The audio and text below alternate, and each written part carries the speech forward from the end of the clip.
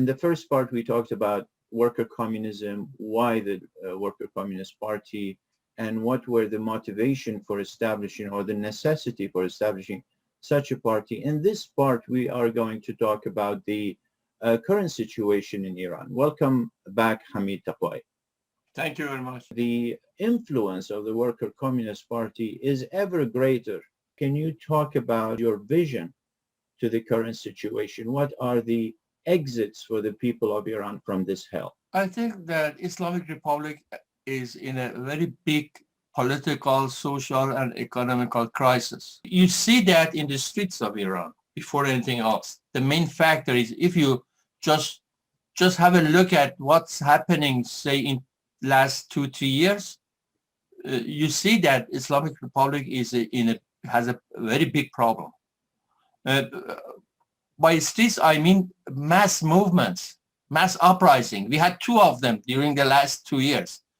In 2019 and 2020, we had 2 big uprising, mass movement in Iran, which was very clearly powerful against the whole system. People were chanting, not only they didn't want the government, they didn't want that big difference between poverty and wealth that we have in our society. We're against the state that has nothing to do with basic demands. It was a movement to overthrow the government. We call it overthrow movement. Yeah. We had 2 of those uprisings during the last 3-4 years. And then after that, for now, we have a nationwide strike. More than 70 oil industry and petrochemical industry are in strike, workers in strike. And it's the biggest strike that we had in Iran. And you know that the oil industry is very important in a way that government is based, the whole economy of Iran is based on oil industry. And now more than 70 centers of oil industry, petrochemical, refinery, and those sort of industry is on strike. And then we had a big movement for freedom of political prisoners. We have a big movement of families of those people who get killed in 2019 and 20 uprising. The society is in any way is very active against the whole regime. In that context, they had a election which was actually selection. It was not an election. Raisi was selected by Supreme Leader, and they make a president. And the reaction of people was very interesting in this case. We had that sort of selections before, but this time people went to the street, not only boycotted the election, they boycotted the whole regime. Mm-hmm. They were against the whole regime. In social media, you had that. We had so many different video clips that were very, very sharply, very openly were talking against the whole system. They said, we want to get rid of them. We don't want them. They were against Supreme Leader, against all the officials, against Raisi, against everybody. So that's the situation. On the other part, when you look at the opposition forces, we see that everybody now is talking about overthrowing the regime, which was not the case, say, 2 years ago. Mm-hmm. Many opposition forces were for some sort of reforms at the best of the situation, somehow get closer to that reformist branch of the government that was represented by Rouhani somehow, and before that with Khatami and that sort of thing. Mm-hmm. So that was the situation. They were talking about regime change from above. They were talking about changing the constitution, talking about some sort of referendum and that sort of thing. Now, those discourses are gone. Nobody's talking about them anymore. Mm-hmm. Now the whole opposition says that we had to get rid of the Islamic Republic. We had to have some basic changes in the society. This regime cannot be reformed. There is no way. And that was what we said for 30 years. From the beginning of our party, it was that our strategy, our policy, overthrowing the government by the force of a revolution, a mass movement in Iran. And that's happening.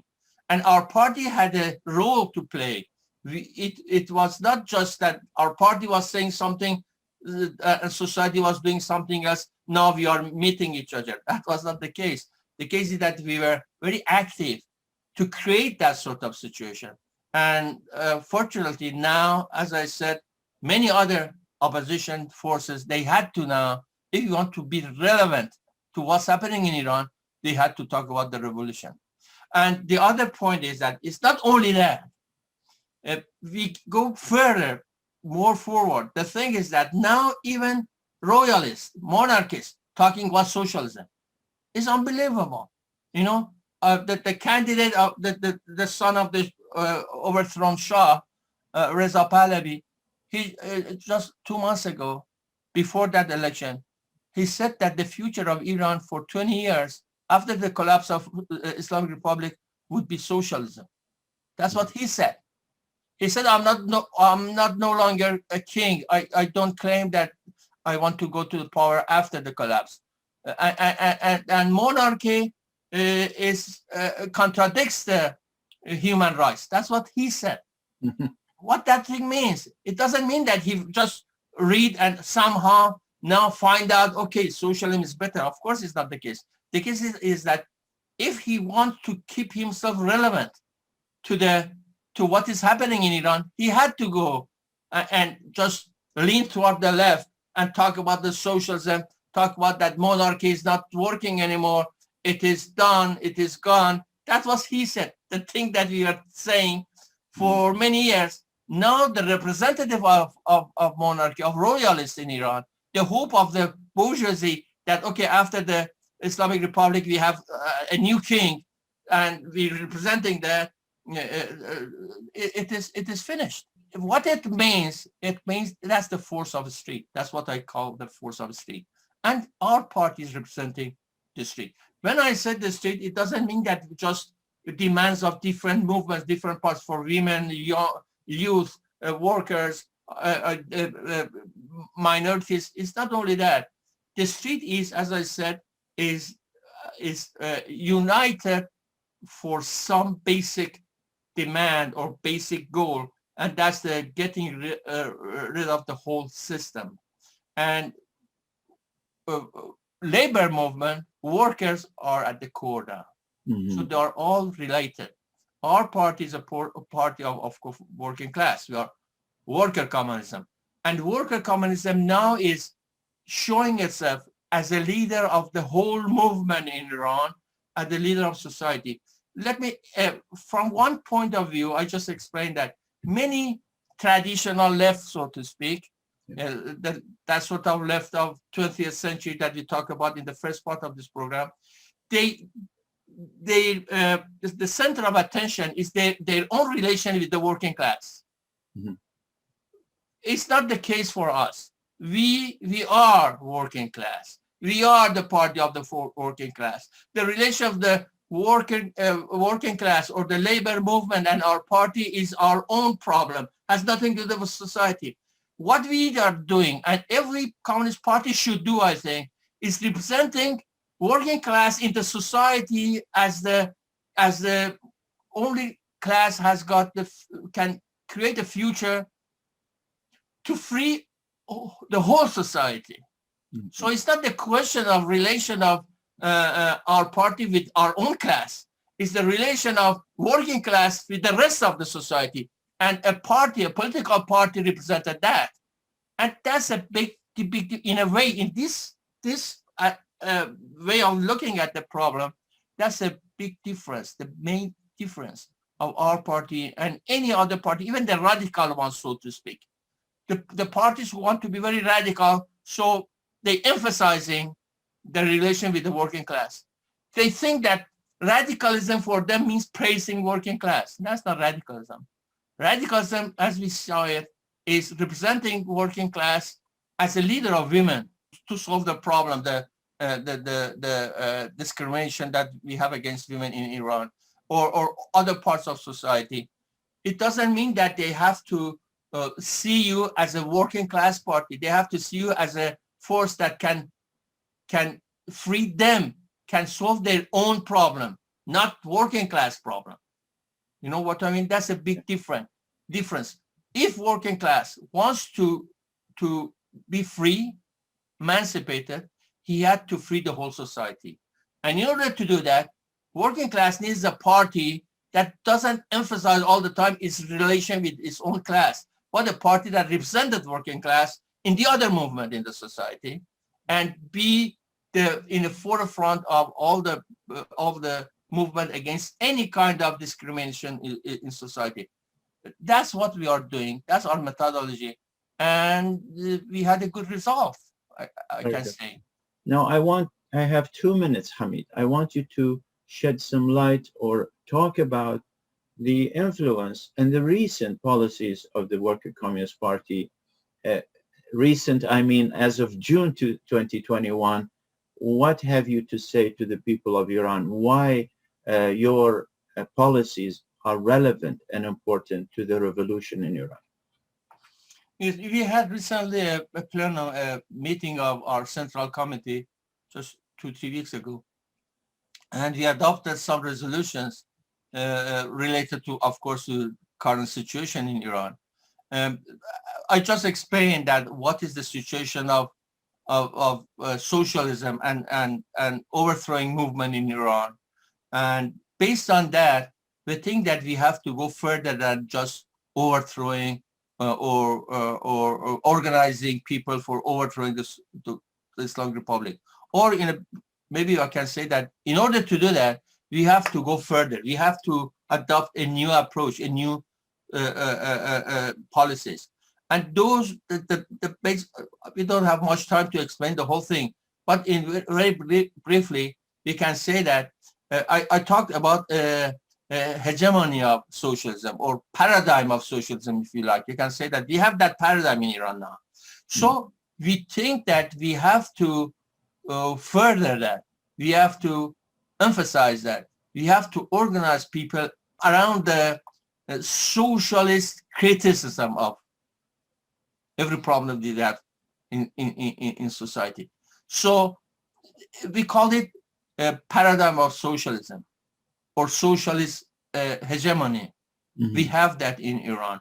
I don't mean that we go just explain how socialism works and what's the economical meaning of socialism. It's not what I mean. I mean the socialism as a force against the current situation, status quo, and the very radical criticism of the system, criticizing the system from the working class point of view, and by system I mean against any kind of discrimination that you have in society. Our differences with the bourgeoisie is not that bourgeois wanted to have a profit and capitalism and we go with socialism. That's very abstract. The power of bourgeoisie manifests itself, shows itself in the different kinds of discrimination that we had in society. So to criticizing those, you have to have a specific approach, which is a socialist approach. Even we call all the activists in Iran that if you know yourself, if you refer to yourself as a socialist, please come forward and openly talk about that. If you are, say, you are an activist in women movement, in youth movement, in working class movement, in labor movement, in so many movements that you have in Iran, if you think of yourself as a socialist, talk as socialists in Iran. I know that many activists are leftists. Many activists call themselves socialists, but we don't see them come forward and talk as such. They are against they are very active against all the problems that we have in Iran, but they don't talk as such. That was one of our resolution in this plenum, in our meeting, that we have to have that. So when we see that even the rightist branch of opposition is talking about socialism, it shows that that's the time for socialists to come forward and call themselves that and fight like a socialist. At the same time, that sort of socialism that we just talked about, a socialist who's responsible for freeing all the people in a society. That's the direction of our policies these days. I hope that we would meet Hamid in the future, in the near future, to talk about Iraq in particular and secularism, which is one of the forefronts of the Worker Communist Party of Iran, which opened the door for many freedom-loving people to engage in that struggle. Thank you again, and see you soon.